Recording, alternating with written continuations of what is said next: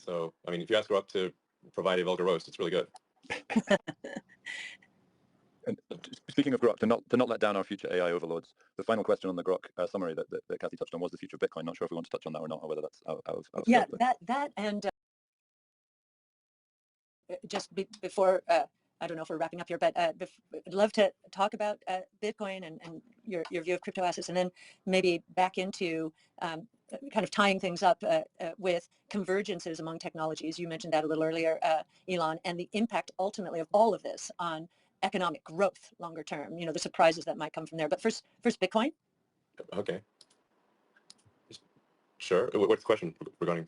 Well, there's when we first when you put it or Tesla put it on its balance sheet, there was I remember afterwards there was this backlash in terms of its economic impact, all of the energy usage and so forth. And then as part of the seminar that we did, that you participated in, Elon, we and Block had come up with this notion that, wait, you put Bitcoin mining into a utility ecosystem, so that if there's a storage unit and the intermittent energy, the storage unit's full, the sun is still shining, the excess power goes over to Bitcoin, and you can mint Bitcoin and overbuild solar and wind and renewables and all of that. So that argument against Bitcoin, and Larry Fink himself used it quite vociferously for a long time until recently.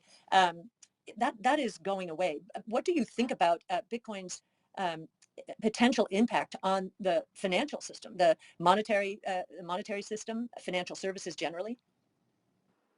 Well, I have to say, I don't spend a lot of time thinking about cryptocurrency, hardly any at all. I have thought for a long time about money and the nature of money. What is money? Yes. And it's really a database for resource allocation is the way to think about money, in my view. Now, fiat currency is actually fine as a database for resource allocation if you have a predictable money supply and it doesn't doesn't get inflated or deflated too much. If it's rules-based. It's rules-based, and provided government does not too much abuse the privilege to create more money. Some amount of abuse is almost guaranteed to happen, but it can go too far. The temptation of the ages to debase money is, I think it goes back to probably the ancient Sumerians. But as soon as at the point at which money was invented in any form, including in gold, there was the unavoidable temptation to debase the money supply. So when you think of any given money system, again, I sort of apply information theory to a money problem. Just think of it like it's an information system. You want to minimize noise, minimize latency, minimize packet loss. And so any inflation would be adding noise to the system. If the transaction rate, if what it takes to conclude a transaction is a long time, that adds latency to the system. Fraud is kind of like packet loss. So I guess I kind of think of money like I think of information moving on a network. Bandwidth, latency, jitter, which is the variance in latency, packet loss. Those fundamental elements.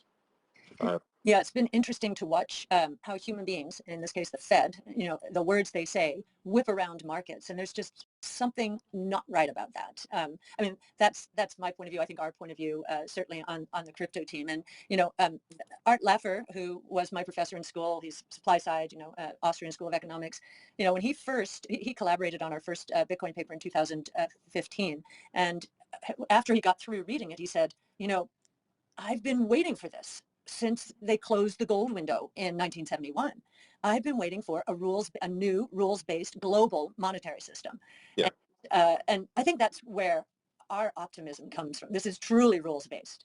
And so he's gotten more and more excited about it the more he's learned about it. So, anyway, back to convergence though, and you're the maestro here. When I think of when we think of autonomous taxi platforms, robotaxi networks, and so forth, that's the convergence of three of the major platforms around which we have centered our research: robotics, energy storage, and artificial intelligence. Each one of those technologies, basically gearing up for or in the sweet spot of the S-curve. And I sort of think of S-curves feeding S-curves and creating the potential for explosive growth that no one is expecting. And Brett has just written a paper, it should come out in the next few weeks, around this topic. just want to get your thoughts about that. And Brett, if you wanted to ask any questions specifically about that. But the bottom line from an economics point of view is we could see, very surprising uptick, not just uptick, a step function up in a real economic growth if these technologies are as big as we think they are. Yeah, absolutely. Well, I mean, the real economy is not money; it's goods and services. Mm-hmm. So, as I was saying earlier, money is really just a database for resource allocation. Mm-hmm. And it's but if there are no resources to allocate, or if the actual goods and services output is fixed, then you I guess try to allocate that same pie but more efficiently. But it's really not nearly as good as growing the pie. Mm-hmm. So growing the output of goods and services, productivity is really the thing that leads to prosperity. Mm-hmm. And obviously with robotics and AI, I think digital medicine through synthetic RNA, and I think these things will just massively improve productivity. Just if you take the car as an example, and I think you understand this quite well, although not many people do, that if you've got, say, a passenger car, it will typically see 10 to 12 hours of usage, like maybe 1.5 hours a day over the course of 7 days. Mm-hmm. But there are 168 hours in a week, so it's really used for a very small percentage of the week normally. And then you've got a pocket somewhere as well. So you've got parking costs, storage costs, maintenance costs, and all these costs associated with the car. And if you're at 5 to 10% of asset utilization for a car. Mm-hmm. And whereas if you've got an autonomous vehicle, that same car, that costs basically about the same, could now, I think, be used as a rough approximation for about a third of the hours of the week, if you say like productive hours. And this is, I think that's a conservative, but I think it's not far wrong. So if you say like it goes from, say, 10 hours a week to 50 hours a week out of 168 Mm-hmm. of useful hours, that I think is not, it's not going to be exactly right, but I don't think it's far wrong. You now have the same asset being able to having 5 times the utility. Mm-hmm. So that is such a staggering leap of productivity. And if Tesla's able to do as I think we'll be able to, which is upgrade the fleet, so to make it autonomous, it will be the biggest step change in asset value in history, I think, overnight. We agree. We agree. Right. I'm really preaching to converted here, obviously. And that's why I prefaced it by I realize I'm preaching to converted. But you're also underestimating the utility uplift, because that 10 hours that the car is driving a week, somebody is not being paid to drive it mostly, right? But they're devoting their valuable brain to doing it. As in, kind of, it's actually, there's the human labor loss that accompanies that as well. And so freeing up those hours is actually, I think on Tasha's work, it's as meaningful, as the capital utilization benefit. Absolutely. And I think you've also predicted a massive increase in traffic, because once you take away the pain of driving, people will go more places. So there'll actually be more cars on the road driving more places, because if you can sit in the car and, be watching a movie or be texting legally, then what, that's really much less pain than having to navigate arduous traffic for an hour and a half. Yeah, many people miss that. I remember it just frustrated me that GM in its marketing material and presentations would say zero congestion, because I think our work would suggest threefold the amount of traffic, and that's what pushed us into doing more with drones and delivery of food and parcels with drones, and even air taxis, because cannot imagine the commute from JFK into Manhattan being 4 hours or 5 hours or 6 hours, so. Yes, well, fortunately, I have a proposed solution to that, which consists of tunnels. Yes. And we're now in St. Petersburg. If you could build a tunnel from here to Tampa, which is just sand, you're not going to run into anything. Right. That'd be very cool. We can absolutely do that. Yeah, so the boring company has actually made tremendous progress. It has, I think, at this point, by far the most advanced tunneling machine. The thing that is the biggest inhibitor of boring company by far is regulatory approval. It's we are in the United States, and particularly in some states like California, we are being strangled by regulation. Yeah. And this is an important point to make, which is, I think, obvious when you think about it, that if we keep making more rules and regulations and laws every year, and those laws and regulations are immortal, but humans are not immortal, then over time you'll be like Gulliver, where you're tied down by millions of strings and you can't move. It's true. It's true. That's why your first principles approach to your business is so interesting. I wish we had first principles approach to policy making, and because you're right, the regulations are strangling. The only good news here in this, and we've seen it, is other countries want innovation. U.S. has been the source of a lot of innovation, but some of our, you look at the FAA and drones, that business has done much better elsewhere in the world. It's been very frustrated here, and now the FAA is starting to play ball because of it. Do you think that competitive dynamic or regulatory arbitrage will change things anytime soon, or do we just need someone to come in first principles and kind of figure out a way to convince everyone we need to get a white sheet of paper and not start all over, but you know what I mean? I think we need to have a process for garbage collection of rules and regulations. That if you don't have some means of deleting rules and regulations and you only ever add them, then we'll obviously just end up in a situation where everything's illegal. Yes. Yes. Which is where we are, and kind of the bigger and more complex the state is, like California and New York, you just have, I guess, to its approximation, the number of regulators you have is proportionate to your population. So although Texas and Florida do better in that regard, but there's just so many rules and regulations in California and New York. And if you say, LA County, City of LA, it's now you've got it can take you several months simply to get a permit to change the tiles in your bathroom, literally. Yeah. So that's things are we've got to do something here, or we're just doomed. For this reason, Elon, do you think China is at a competitive advantage? It's command and control. I've heard you, say that they're very tech savvy down to the mayor of every city. Do you think what has happened over there, that there's a dynamic changing? Maybe they've over leveraged after 20 years of, basically buying the dip was the right thing to do until it wasn't. Do you think that it has now entered more of a Japanese style, they have to readjust to a new reality? Or do you think, the regulatory or less regulation over there is going to give them a competitive advantage, and innovation is going to, help bail them out? I don't think China is not immune to the same forces that have driven excess regulation and laws in the United States or Europe. I've certainly seen, just in the course of our operations in China, because in China, we've seen quite a substantial increase in the regulatory burden. So it's a lot harder to get things done now than it was 10 years ago.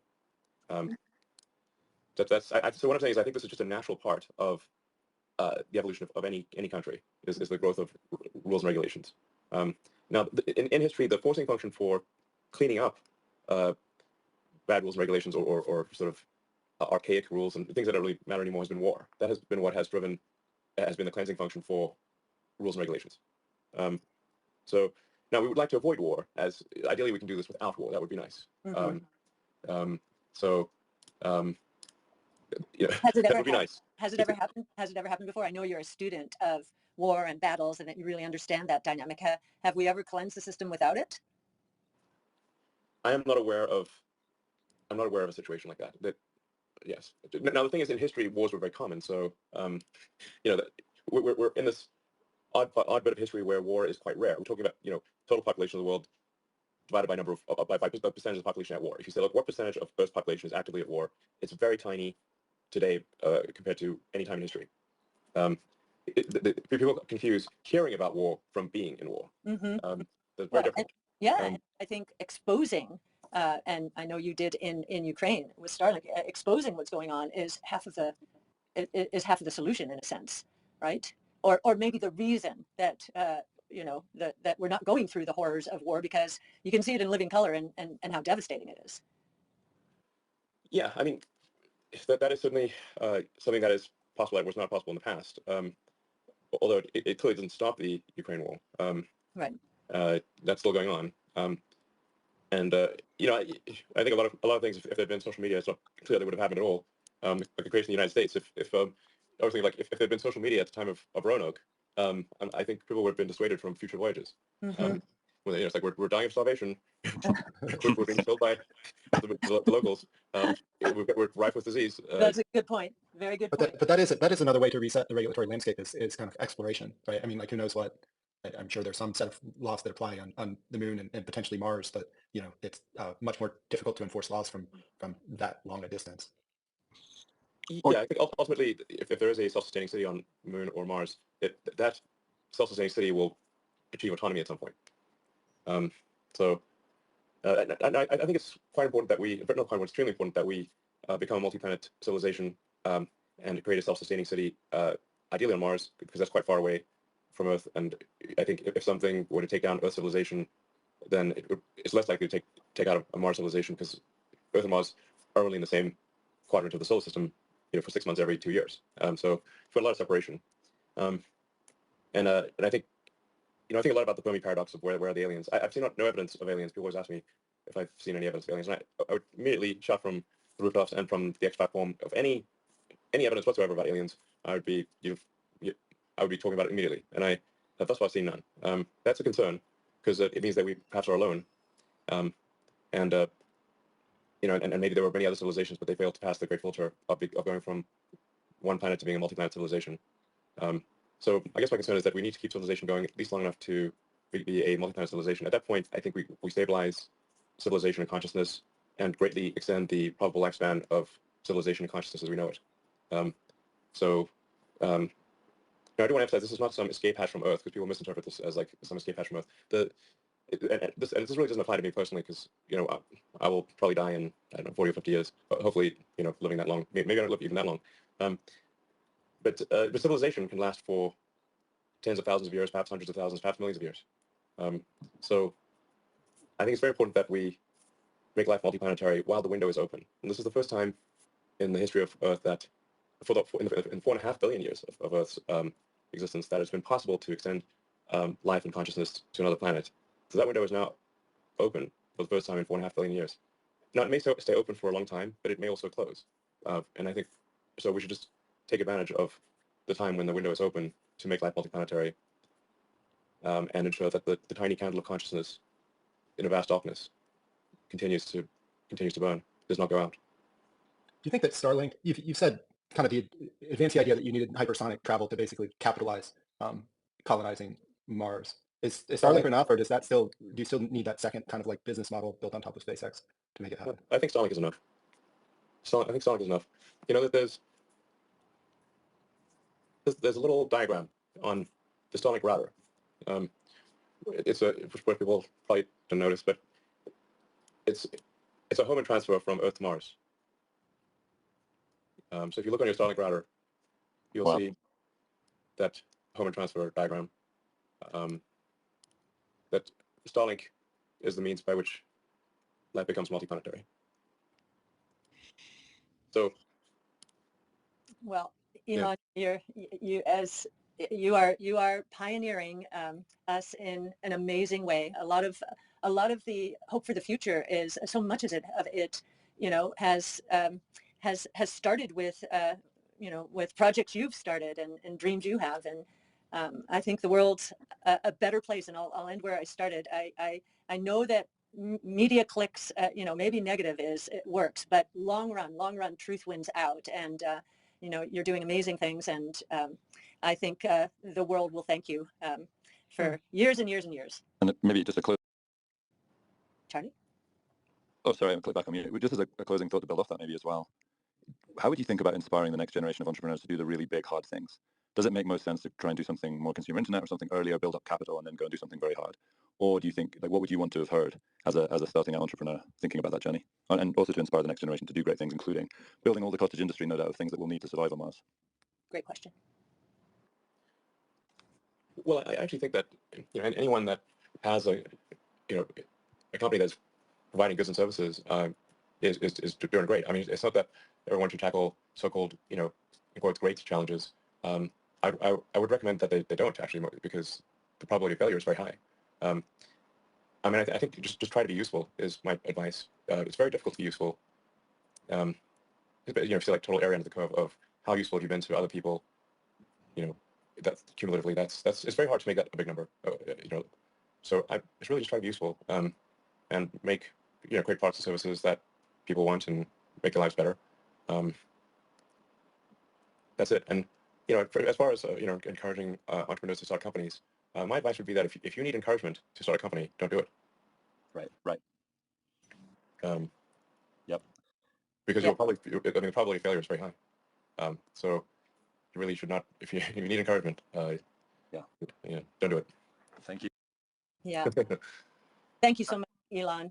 As I think as it's clear, if you have an idea that will fill an unmet need that the world, something the world really needs, and you have a passion to go for it, then yes. But agreed, the probability of failure is, Brett, I think is it 90% for new businesses? 90, 80, 90%? It depends on what stage you measure that, but yeah. Yeah, from startup, yeah. So. But that said, anyone that doesn't need encouragement, we'd love to hear from you for the Adventure Fund. That's good. I mean, I just have a lot of respect for anyone who works hard and builds things, provides products and services to their fellow humans. And you know, I think that's great. You know, just a lot of respect for an honest day's work, effectively. Right. So, all right. Well, it's been a great discussion. Yeah, thank you, Elon, so much. Yeah. This is great. You're welcome. Yeah, Right. and you know what, Elon, I think the world needs more of this kind of conversation. So maybe every once in a while we can do this again. Sure, that's good. Happy to do All it. right, thanks so much. All right, bye.